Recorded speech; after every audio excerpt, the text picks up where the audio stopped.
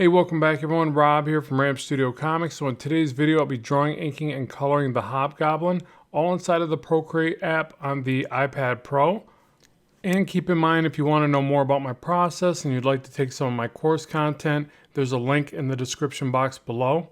So without further ado, let's jump into today's video. Alright, so this one of Hobgoblin, this took me about 15 hours from start to finish. And so the first thing I want to point out with the rough sketch, you can't really see it the way the video plays back, but I actually started with a very small canvas. I zoomed back really far, drew the entire rough sketch, very small, and I tried to incorporate every aspect that I wanted to see in the image in the rough sketch. So just like traditional art, when you go to do your bigger art piece, I can't stress enough how important thumbnailing the concept down first is and how much stress it can save you and give you a better end result. I feel like every time I get a nice finished piece of art and it came out good, it's because I spent more time in the thumbnail and the rough sketch of developing it, and that gives you a roadmap and a blueprint for the rest of the illustration. Now, I try to start inking right off the rough sketch, basically. Now, generally, I would refine this a lot tighter for the pencil work, and I've been trying not to do that. If you watch the channel, you've probably seen I've showed videos of that more and more lately. I'm really just trying to speed up my workflow, but then also, generally, you're going to get a more energetic feel to the ink work if you do that.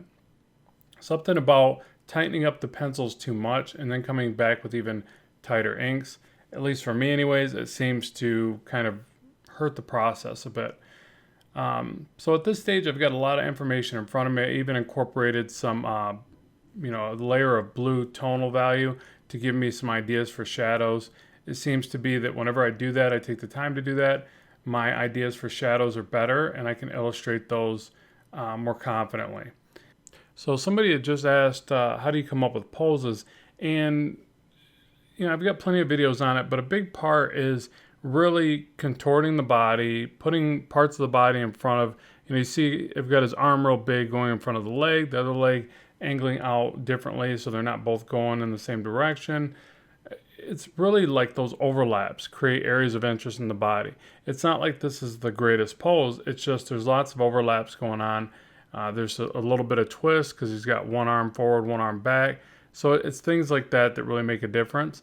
But again, a lot of that was there in the rough sketch. So again, work on the pose in the rough sketch, create a variety of the rough sketches so that you can see, oh, this one works better, this one isn't working so well, show it to other people, get some feedback. But basically, it's that thing of not having the characters always standing straight up and down and so aligned to the camera that I think makes better posing.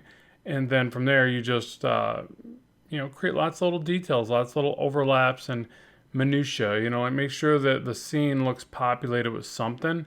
And that's why characters like this, I love Spider-Man villains. They're always so interesting. It's just like Batman. My two favorite heroes would be Spider-Man and Batman. And I think heroes are only as great as their villains, and they both have the best villains. And so when you take all these little character details, you have so much food for thought and so many things to illustrate that can make the image come out great. I mean, just like the fact that he likes to throw pumpkins, right? It's like, it just works really well and it gives you that neat little dynamic to put in there. Flowing cape, all that good stuff. There's lots of stuff that you can play around with and come up with a good image.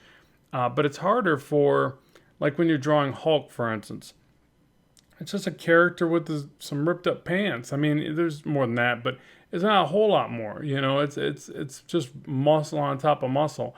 So you have to be really good at drawing anatomy, but busted up brick, I guess. But you got a lot more to play with certain characters, and like I mentioned, the Spider-Man and Batman villains are some of the best, I think. So for the coloring, I'm just blocking in different layers with different color, and then using the blending modes themselves to add in light and shadow. And for that pattern on the suit, you could probably see, but I just created one piece. I made copies of it, stacked it together, then I used the liquefy effect to distort it into place, and then deleted the information outside of each area.